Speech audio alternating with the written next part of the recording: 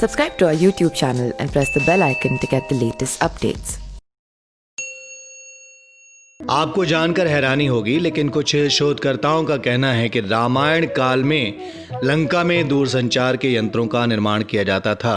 आजकल दूरसंचार के यंत्रों को दूरभाष और टेलीफोन कहा जाता है। शोधकर्ताओं का कहना है कि रामायण काल में मोबाइल को मधुमक्खी कहा जाता था और यह एक दूर नियंत्रण यंत्र था। इस पर बात करने से पहले अलग अलग तरह की ध्वनि प्रकट होती थी। माना जाता था कि इसी ध्वनि के कारण इसे मधुमक्खी कहा जाता था। इस यंत्र का प्रयोग सिर्फ राज परिवार के लोग किया करते थे। इसकी सहायता से वो दूर बैठे लोगों से बातें कर लेते थे। शोधकर्ताओं ने पाया कि विभीषण को जब लंका से निकाल दिया गया था, तब वो लंका से प्रयाण करते समय मधुमक्खी और दर्पण यंत्रों के अलावा अपने साथ 4 विश्वसनीय मित्र अनल, पनस, संपाति और प्रभाति को भी प्रभु श्री राम की शरण में ले गया था।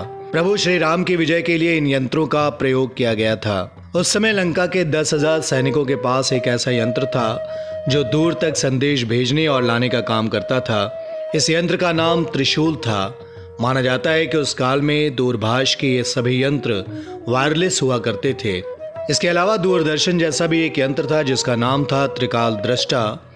लंका में यांत्रिक सेतु, यांत्रिक कपाट और ऐसे चबूतरे भी थे जो बटन दबाते ही ऊपर नीचे होते थे। इन्हें आज आप लिफ्ट भी कह सकते हैं। शोधकर्ताओं ने यह निष्कर्ष अनेक पौराणिक ग्रंथों का अध्ययन करने के बाद निकाला है। वाल्मीकि रामायण में भी रावण के पास ऐसे यंत्रों के होने का उल्लेख किया गया है, किंतु भगवान श्री राम के पास ऐसे किसी भी यंत्र के न होने की बात कही जाती है। Subscribe to our YouTube channel and press the bell icon to get the latest updates.